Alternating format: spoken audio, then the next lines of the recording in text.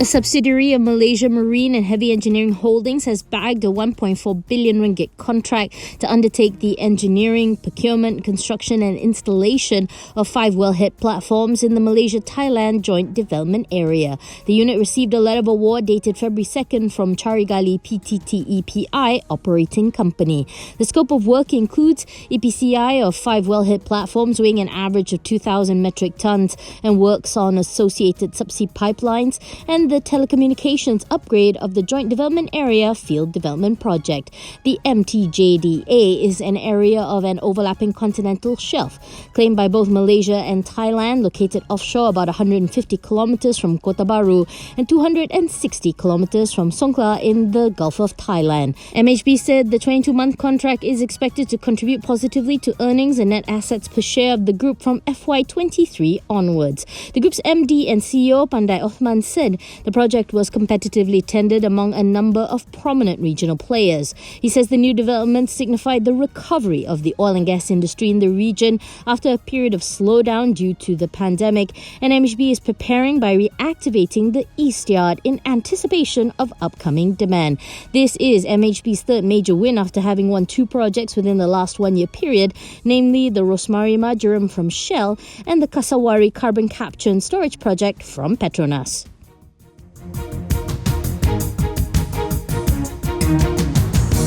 In his opening speech at Parliament, the di-Pertuan Agong hopes that Datuk Seri Anwar Ibrahim will be his final Prime Minister appointment before the monarch's tenure ends next year.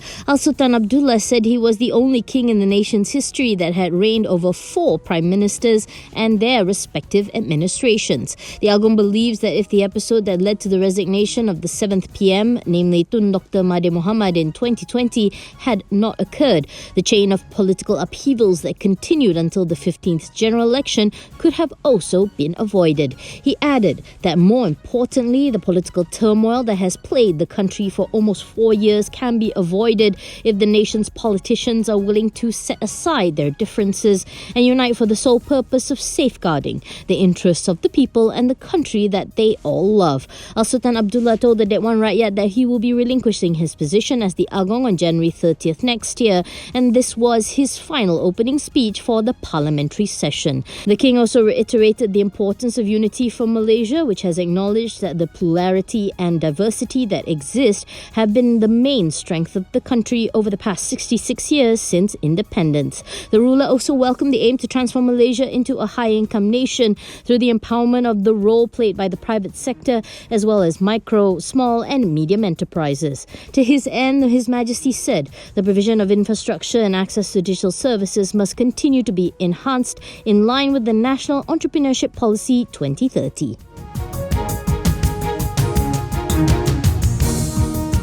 A unit of Pemodalan Nasional is selling 2 parcels of freehold lands in Kulai, Johor, spanning 435.23 hectares to Legenda Properties' 70% owned subsidiary for 398.2 million cash. According to the boss filing, Legenda's subsidiary, Legenda Mersing, has entered into agreement with PNB's unit, Seri Development, for the land purchase. Legenda said the acquisition is part of the group's land banking strategies, targeting strategic locations nationwide to expand its affordable property development footprint and market presence. The land purchase, which will be funded by a combination of internally generated funds and bank borrowings, is expected to be completed by year-end, according to Legenda. In a statement, Legenda said these lands are strategically located within the proximity of multiple industrial parks and the region's economic hub of Johor Bahru, being just 18 kilometers away from Senai International Airport with its associated logistics and industrial hubs, and 39 kilometers away from the city centre. Legenda said it plans to develop a large-scale, affordable and self-sustaining township on these lands with over 12,000 residential units accompanied by commercial portions with an estimated GDV of 4 billion ringgit. Managing Director Datuk Jimmy Doji Ming says this strategic acquisition will enable Legenda to tap into a sizable property market, as its research has shown that there is a severe housing supply and demand mismatch in Johor, particularly in the affordable landed residential segment. Jiming said the size of this land is comparable to Legenda's established townships in Perak, namely Bandar Baru Setia Awan Perdana and Legenda Teluk Intan, both of which are above 1,000 acres.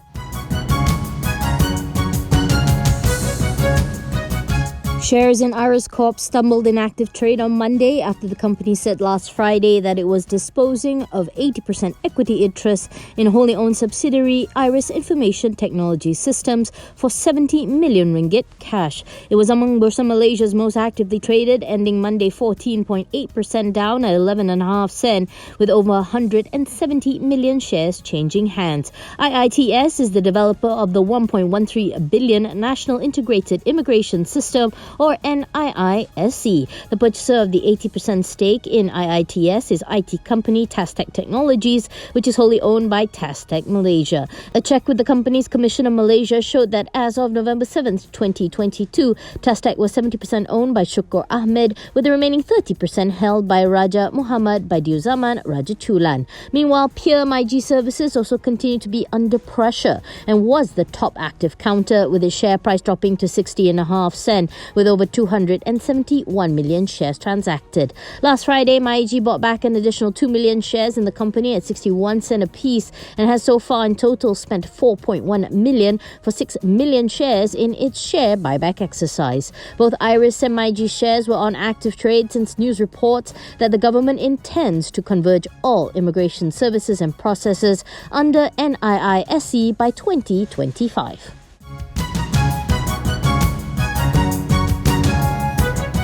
UEM Group is working with financial advisors on the potential sale of Cement Industries of Malaysia, or CIMA, according to people with knowledge of the matter, Bloomberg reports. UEM is a subsidiary of sovereign wealth fund Khazanah Nasional. According to Bloomberg, UEM is seeking a valuation of about 1 billion ringgit for CIMA, and companies in the industry have shown interest, according to the people, who asked not to be identified as the process is private. Deliberations are at an early stage, and UEM could decide to not proceed with the divestment, the people said. A representative for UEM declined to comment. Founded in 1975, CIMA sells cement and ready-mix concrete and has been involved in notable projects in Malaysia, ranging from expressways to bridges and railroads, its website shows. The company was taken private and delisted from Bursa Malaysia in 2008 by UEM, according to the stock exchange filing.